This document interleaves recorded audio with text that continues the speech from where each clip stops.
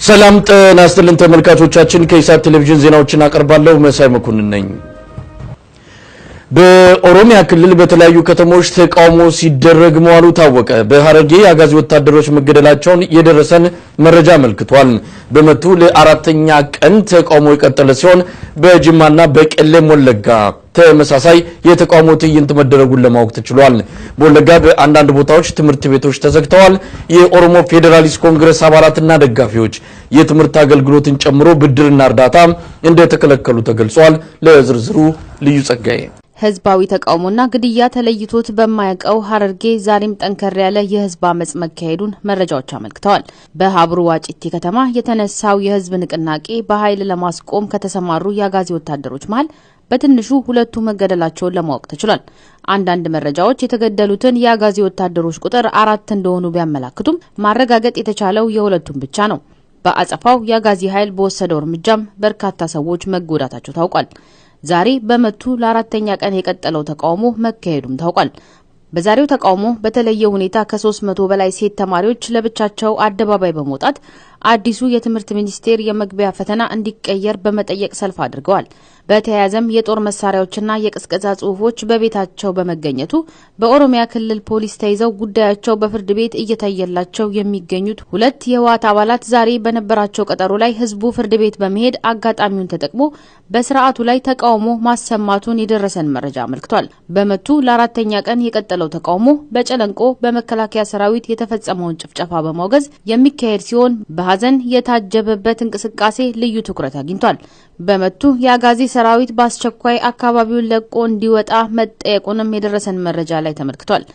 በቄለም ወለጋ፣ በነጆ፣ በደንቢዶሎ፣ በቤጊና በሌሎች የገጠር መንደሮች ተቃውሞ መካሄዱን ከደረሰን መረጃ ለማወቅ ተችሏል። በቄለም ወለጋ ቁጥሩ ከፍተኛ የሆነ ህዝብ አደባባይ በመውጣት የህወሓት ስርዓትን ያወገዘ ሲሆን በንጹሃን ግድያ እጃቸው ያለበት ባለስልጣናትና ታጣቂዎች ለፍርድ እንዲቀርቡ ጠይቀዋል።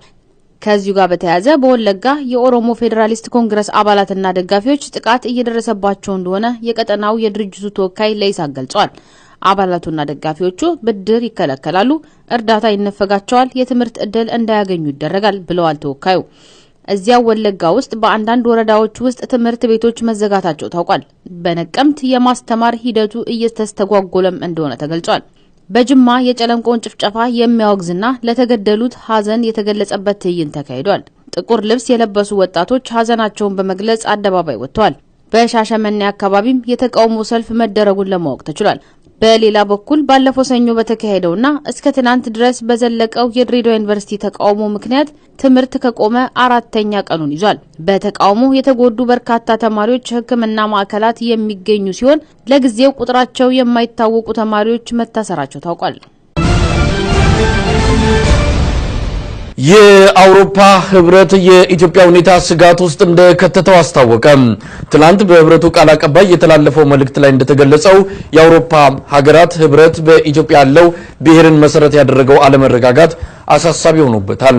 ለዝርዝሩ ግርማ ደገፋ በኢትዮጵያ በተለያዩ አካባቢዎችና በዩኒቨርሲቲዎች የሚታየው የሰላም መደፍረስ ስጋት ውስጥ እንደከተተው ህብረቱ ትላንት ባወጣው መግለጫ አስታውቋል።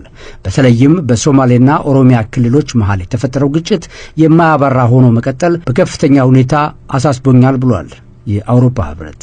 የህብረቱ የውጭ ጉዳዮችና የደህንነት ፖሊሲ ቃል አቀባይ ካትሪን ሬይ እንዳስታወቁት በብሔር የተነሳ በኢትዮጵያ እየተከሰተ ያለው መጠነ ሰፊ ግጭት የሰው ህይወት ጥፋትና ከፍተኛ የንብረት ውድመት ማስከተሉ የአውሮፓ ህብረትን በእጅጉ አሳስቦታል።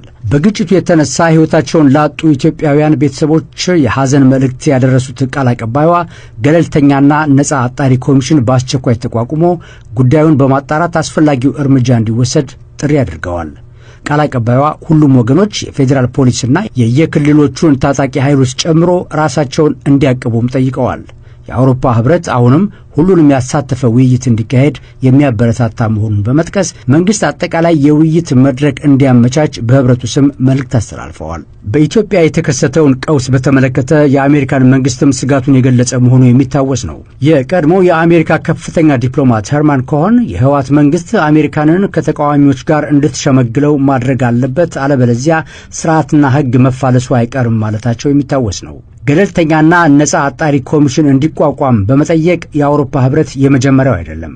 የመንግስታቱ ድርጅት የሰብአዊ መብት ኮሚሽንም በኦሮሚያና አማራ ክልሎች በመንግስት ታጣቂዎች የተፈጸሙትን ግድያዎችና መጠነ ሰፊ የሰብአዊ መብት ጥሰቶች የሚያጣራ ገለልተኛ አካል እንዲቋቋም ጠይቆ በህወሓት መንግስት ውድቅ መደረጉ ይታወሳል። ትናንት የአውሮፓ ህብረት ላቀረበው ተመሳሳይ ጥያቄ በህወሓት መንግስት በኩል እስካሁን የተሰጠ ምላሽ የለም። ባለፈው አርብ የአውሮፓ ፓርላማ የተለያዩ የኢትዮጵያ ኃይሎችን በመጋበዝ ማነጋገሩ የሚታወስ ሲሆን በተቃዋሚዎች በኩልም የሽግግር ሰነድ እንደቀረበ ተገልጿል። የኢህአዴግ ስራ አስፈጻሚ ኮሚቴ ከሳምንት በፊት የጀመረው ስብሰባ አለመጠናቀቁን በማስመልከት ግንባሩ መግለጫ ወጣ። በአባል ድርጅቶች ውስጥ አለመተማመንና መጠራጠር እንደነበርም መግለጫው ዘርዝሯል። አዘቅት ውስጥም ገብተናል ሲል ያክላል። በአጠቃላይ ጉዳይ የተጀመረውና የቀድሞ አመራሮችን ያሳተፈው ግምገማ አሁንም መቀጠሉን በፓርቲና በመንግስት መገናኛ ብዙሃን የተለቀቀው የኢህአዴግ ስራ አስፈጻሚ ኮሚቴ መግለጫ ያስረዳል። ብርታዊት ግርማይ ዝርዝሩን ታቀርበዋለች። እስካሁን በተደረገው ጥልቅ ግምገማ ከስኬት ጎዳና ያራቁን የሚገኙ የአስተሳሰብና የተግባር አንድነት ማጣት፣ የእርስ በርስ መጠራጠር፣ የውስጥ ድርጅት ዲሞክራሲ ጦት፣ የህዝባዊ ወገንተኝነት መሸርሸር መሆናቸውን የሚገልጸውና ረቡዕ ታህሳስ 11 2010 የወጣው የኢህአዴግ ስራ አስፈጻሚ ኮሚቴ መግለጫ በተጠቀሱት ጉዳዮች ላይ ተገቢ ውይይት ተደርጎባቸው የህዝብን የልማትና የሰላም ጥያቄ ለመመለስ መግባባት ላይ ተደርሷል ሲል ገልጿል። በፓርቲዎቹ መካከል የነበረው መጠራጠርና ሽኩቻ ምን እንደሆነና ምንን መሰረት ያደረገ እንደሆነ ግን ሳይገልጽ አልፎታል። በዚህ ኢህአዴግ ስራ አስፈጻሚ ኮሚቴ ስብሰባ የትግራይ የበላይነትን የተመለከቱና ሌሎች አወዛጋቢ አጀንዳዎች የተነሱ መሆናቸውን መዘግባችን ይታወሳል። የኦህዴድና የብአዴንን አመራር ህወሓት ለቀጠለው ግጭት ምክንያት ናችሁ በሚል የቀረበው የውይይት ሰነድም ስብሰባውን በውጥረት እንዲሞላ ካደረጉት ጉዳዮች ውስጥ የሚጠቀሱ መሆናቸውንም መረዳት ተችሏል። የቀድሞው የኦህዴድ ሊቀመንበርና በቅርቡ በፈቃዳቸው ከፓርላማ አፈጉባኤነታቸው የለቀቁት አቶ አባዱላ ገመዳ በመንግስት መዋቅርም ውስጥ ሆነ በኢህአዴግ ውስጥም ያለው የትግራይ የበላይነት ስልጣናቸውን ለመልቀቅ ምክንያት እንደሆናቸው በዚህ ስብሰባ ላይ መናገራቸውም ይፋ ሆኗል። ከዚህ ቀደም የነበሩ የታድሶ እንቅስቃሴዎች የተፈለገውን ውጤት ባለማምጣታቸው ወደ አዘቅት እየተመለስን ነው የሚለው የኢህአዴግ ስራ አስፈጻሚ ኮሚቴ መግለጫ በሀገሪቱ ለተፈጠረው ደም አፋሳሽ ግጭት በዋነኛነት በድርጅቱ አመራሮች ደካማነት የተከተለ እንደሆነ መገምገሙንም አስታውቋል። በቀናት ውስጥ ይጠናቀቃል የተባለው የኢህአዴግ ስራ አስፈጻሚ ኮሚቴ ስብሰባ ታህሳስ 11 2010 የተጀመረ ቢሆንም ከሳምንት በላይ ሳይጠናቀቅ አሁንም መቀጠሉን የድርጅቱ መግለጫ አስታውቋል። በህወሓት ስራ አስፈጻሚ ኮሚቴ ለ4 ቀናት የጠራው ስብሰባ ከወር በላይ መቀጠሉን ተከትሎ ከ3 የማረጋጊያ መግለጫ በኋላ አቶ አባይ ወልዱንና ወይዘሮ አዜብን ከስራ አስፈጻሚ በማስወገድ መጠናቀቁ ይታወሳል። የኢህአዴግ ስራ አስፈጻሚ ስብሰባ ምን ያህል ጊዜ እንደሚወስድና በእነማን ላይ እርምጃ ወስዶ እንደሚጠናቀቅ ለጊዜው የታወቀ ነገር የለም።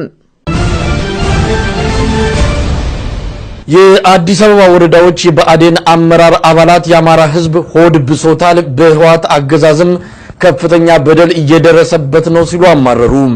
የብአዴን ካድሬዎች ያካሄዱት የጥልቅ ታድሶ የግምገማ ቃለ ጉባኤ ኢሳት እጅ ገብቷል።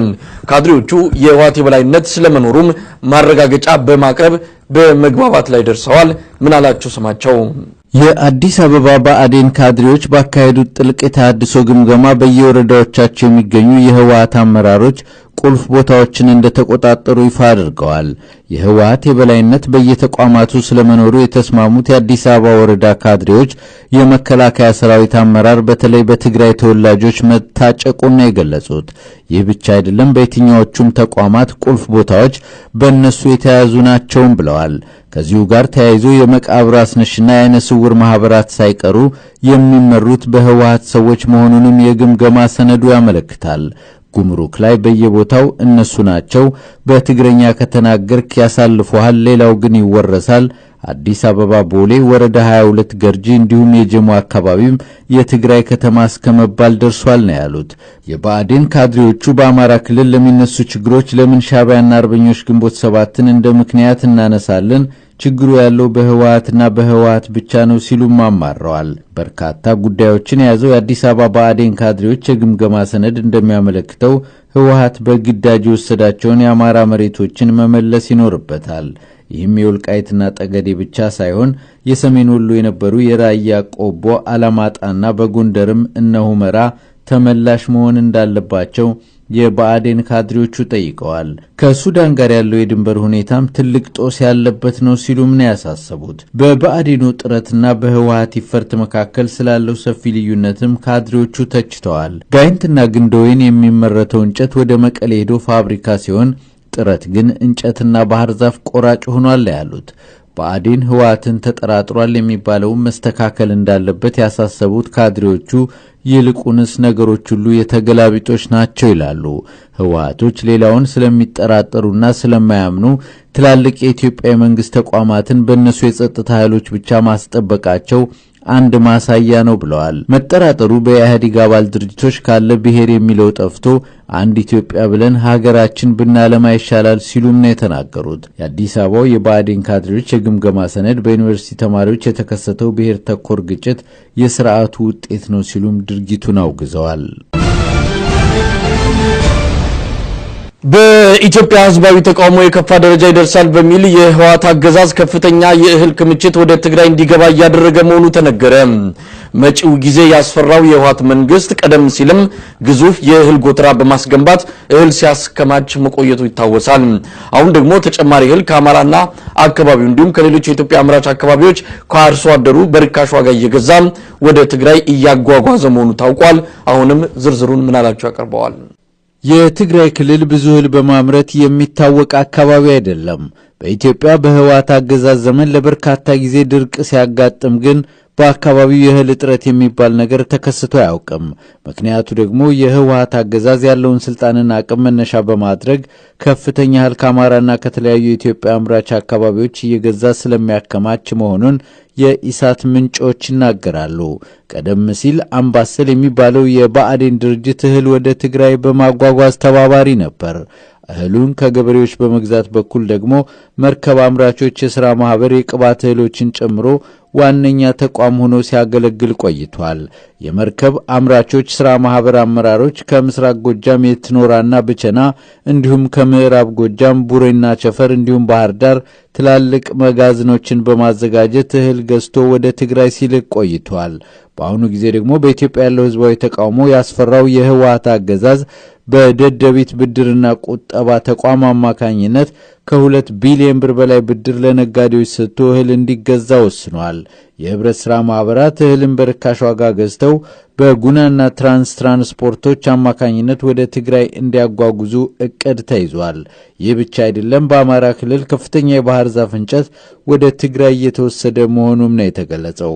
ባህር ዛፉንም በመርከብ አምራቾች ሥራ ማህበር በኩል ሲያጓጉዝ መቆየቱ ይታወሳል። አሁን ደግሞ የአማራ አርሶ አደሮችን እህል በህብረት ሥራ ማህበራት አማካኝነት በርካሽ ዋጋ እህል ገዝተው በመጋዘን እያስቀመጡ መሆኑ ታውቋል። ይህ በመጋዘን የተቀመጠ እህልም ወደ ትግራይ ሲያጓጉዝ ህዝቡ ተቃውሞውን በማሰማት በተሽከርካሪዎች ላይ የተጫነውን እህል ከጭነት አውርዶ እንዲከፋፈልና እንዲያስቀረው ጥሪ በመደረግ ላይ ይገኛል።